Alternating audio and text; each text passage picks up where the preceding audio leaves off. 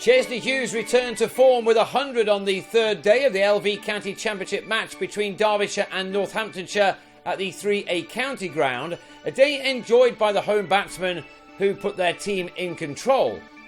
Hughes and his opening partner Ben Slater had already posted a stand of 76 as the third morning began to give Derbyshire a lead of 95. After a brief break for rain, Hughes was at his first championship 50 since June 2013, one made off 143 balls, that being his 8th four. There was no real threat at all from the Northamptonshire attack, and that allowed Slater to complete his third half century in consecutive games, his coming off 160 deliveries, also being reached with a rather streaky four, the left-hander's 10th.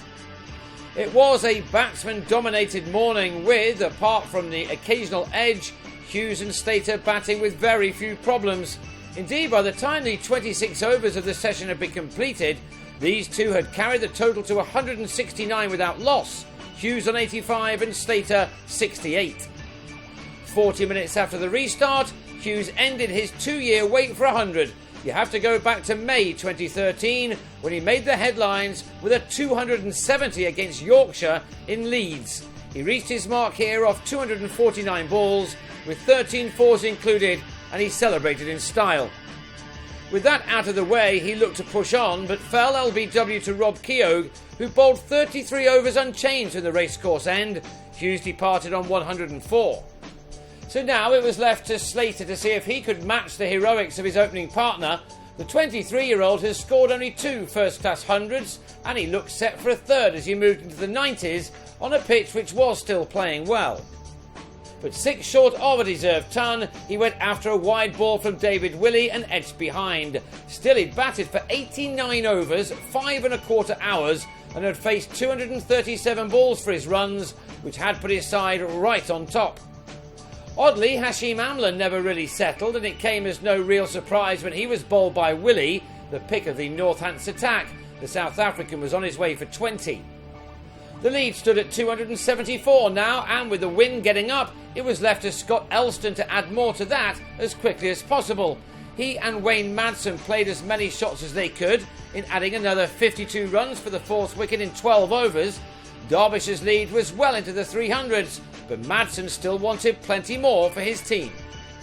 Willey grabbed his 3rd wicket when Elston, on 25, tried to drive a wide ball and nicked off. And after Shiv Thakur had helped himself to 28 off 25 balls, he dragged a delivery from Stephen Crook back onto his stumps.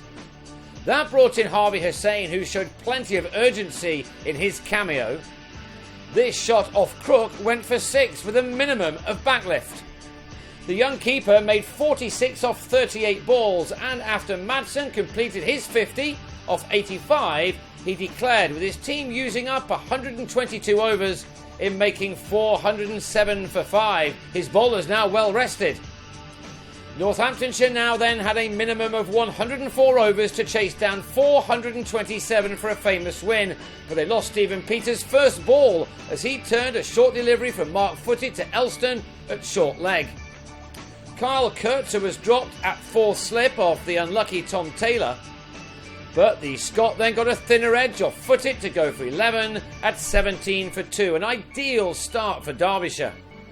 It was left to Rob Newton and Azarullah to see out the remaining time. They advanced a total to 40, which leaves another 387 runs to find on the last day.